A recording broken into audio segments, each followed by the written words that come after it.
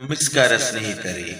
ಮಾನವ ಇತಿಹಾಸದಲ್ಲಿ ಕೆಲವರು ಬರೆಯುತ್ತಾರೆ, ಮತ್ತೆ ಕೆಲವರು ಮಾನವತೆಯ ಆತ್ಮವನ್ನೇ ಬರೆಯುತ್ತಾರೆ. ಅಂತವರಲ್ಲಿ ಒಬ್ಬರು ರೊಮೈನ್ ರೊಲ್ಯಾಂಡ್. ಅವರು ಕೇವಲ ಲೇಖಕರಲ್ಲ, ಕೇವಲ ಚಿಂತಕರಲ್ಲ. ಅವರು ಯುದ್ಧದ ನಡುವೆ ಶಾಂತಿಯ ಹಾಡು ಹಾಡಿದ ಕವಿ. ಅವರು ದ್ವೇಷದ ನಡುವೆ ಪ್ರೀತಿಯನ್ನು ಹುಡುಕಿದ ತತ್ವಜ್ಞಾನಿ. ಅವರು ಮಾನವೀಯತೆಯ ಧ್ವನಿಯಾಗಿ ಮಾತನಾಡಿದ ಮಹಾನ್ ಆತ್ಮ. ಇಂದು ನಾವು ತಿಳಿದುಕೊಳ್ಳಲಿರುವುದು ಒಬ್ಬ ಮಹಾನ್ ಸಾಹಿತಿಯ ಜೀವನವನ್ನಲ್ಲ, ಒಬ್ಬ ಮಹಾನ್ ಮಾನವನ ಹೃದಯದ ಕಥೆಯನ್ನು. ರೊಮೈನ್ ರೊಲ್ಯಾಂಡ್ ಅವರು 1866 ಜನವರಿ 29ರಂದು ಫ್ರಾನ್ಸ್ ದೇಶದ ಕ್ಲಾಮೆಸಿ ಅನ್ನೋ ಒಂದು ಸಣ್ಣ ಪಟ್ಟಣದಲ್ಲಿ ಜನಿಸ್ತಾರೆ. ಅವರ ಬಾಲ್ಯವು ಭವ್ಯ ಅರಮನೆಗಳಲ್ಲಿ ನಡೆಯಲಿಲ್ಲ, ಆದರೆ ಬುದ್ಧಿಯ ಬೆಳಕು ಮತ್ತು ಸಂಸ್ಕಾರದ ಸಂಸಾರ ಅಲ್ಲಿ ಇತ್ತು. ರೊಮೈನ್ ರೊಲ್ಯಾಂಡ್ ಅವರ ತಂದೆ ಎಮಿಲ್ ರೊಲ್ಯಾಂಡ್ ನ್ಯಾಯಾಲಯದ ಕೆಲಸಕ್ಕೆ ಸಂಬಂಧಿಸಿದ ಸರ್ಕಾರಿ ಅಧಿಕಾರಿಯಾಗಿದ್ದರು. ಅವರು ಶಿಸ್ತು, ಪ್ರಾಮಾಣಿಕತೆ ಮತ್ತು ಜವಾಬ್ದಾರಿಯನ್ನು ಮೌಲ್ಯಮಾಪನ ಮಾಡಿದ ವ್ಯಕ್ತಿಯಾಗಿದ್ದರು. ಅವರ ತಾಯಿ ಮೇರಿ ಕೋರೋ ಅವರು ಸಂಸ್ಕೃತ, ಸಂಗೀತ, ಪ್ರೀತಿಯ ಮಹಿಳೆ. ರೊಮೈನ್ ರೊಲ್ಯಾಂಡ್ ಅವರಲ್ಲಿ ಸಂಗೀತ ಮತ್ತು ಸಾಹಿತ್ಯದ ಆಸಕ್ತಿಯನ್ನು ಬೆಳೆಸಿದವರು ಅವರ ತಾಯಿಯ ಪ್ರಭಾವವೇ ರೊಮೈನ್ ರೊಲ್ಯಾಂಡ್ ಅವರನ್ನು ಸಂವೇದನಾಶೀಲ ಮತ್ತು ಮಾನವತಾವಾದಿ ಲೇಖಕರನ್ನಾಗಿ ರೂಪಿಸಿತು. ರೊಮೈನ್ ರೊಲ್ಯಾಂಡ್ ಅವರ ಶಿಕ್ಷಣ ಸಾಮಾನ್ಯ ಶಿಕ್ಷಣವಲ್ಲ, ಅದು ಆತ್ಮದ ಯಾತ್ರೆ. ಅವರು ಪ್ಯಾರಿಸ್ನ ಎಕೋಲೆ ನಾರ್ಮಲೆ ಸುಪರ್ವಿಯರ್ ಎಂಬ ಅತ್ಯಂತ ಪ್ರತಿಷ್ಠಿತ ವಿದ್ಯಾಸಂಸ್ಥೆಯಲ್ಲಿ ಶಿಕ್ಷಣ ಪಡೆದರು.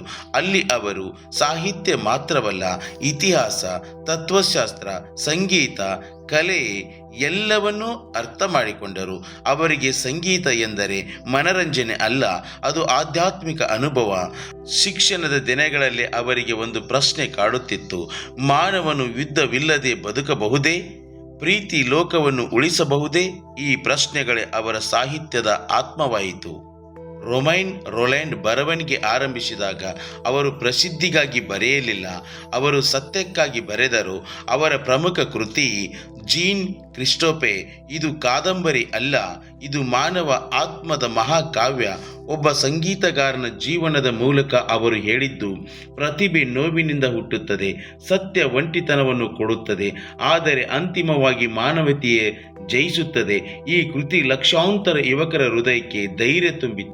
ರೊಮೈನ್ ರೊಲ್ಯಾಂಡ್ ಅವರ ಪ್ರಮುಖ ಕೃತಿಗಳನ್ನು ನೋಡೋದಾದರೆ Colas Breugnon, life of Tolstoy, life of Mahatma Gandhi, between the great creative epochs, above the battle. ಯುದ್ಧದ ಸಮಯದಲ್ಲಿ ಎಲ್ಲರೂ ಮೌನವಾಗಿದ್ದಾಗ ರೊಲ್ಯಾಂಡ್ ಮಾತ್ರ ಧೈರ್ಯವಾಗಿ ಹೇಳಿದರು: ಯುದ್ಧ ಮಾನವನ ಶತ್ರು.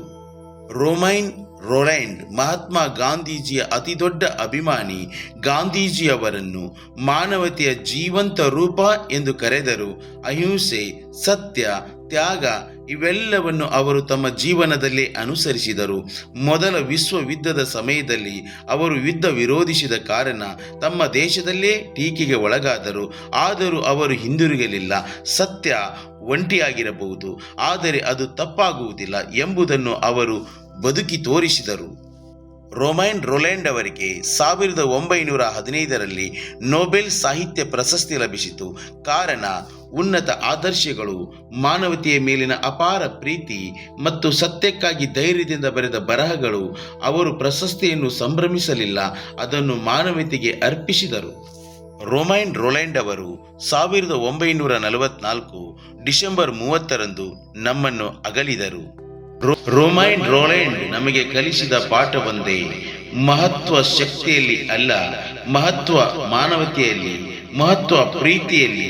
ಅವರು ಹೇಳಿದಂತೆ ಮಾನವನ ಶ್ರೇಷ್ಠತೆ ಅವನು ಎಷ್ಟು ಗೆದ್ದನು ಎಂಬುದಲ್ಲ, ಅವನು ಎಷ್ಟು ಪ್ರೀತಿಸಿದನು ಎಂಬುದರಲ್ಲಿದೆ ಅಂತ ಹೇಳ್ತಾ ಈ ವಿಡಿಯೋನ ಇಲ್ಲಿಗೆ ಮುಗಿಸ್ತಾ ಇದ್ದೇನೆ.